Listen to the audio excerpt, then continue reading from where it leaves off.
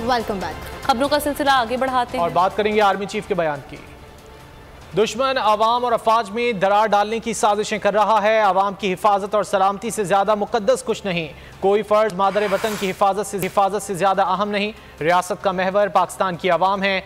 अवाम और पाक फौज के बाहिमी रिश्ते को कायम व दायम रखा जाएगा। Army chief general Asim Munir ने आज़म का इरादा कर दिया। कहा, हमें ज़ाहिरी और छुपे हुए दुश्मन को पहचानना होगा। हकीकत और इबाहम में वाज़ेह फ़र्क रवा रखना होगा। We allot to our nation, which has great expectations from you all.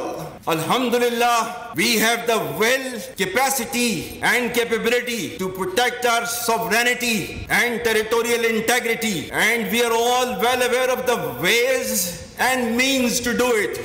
I assure the people of Pakistan that we are always ready and will never hesitate in rendering any and every sacrifice necessary for the defense of our sacred motherland. I am particularly concerned about information warfare unleashed from within, from across the borders and beyond.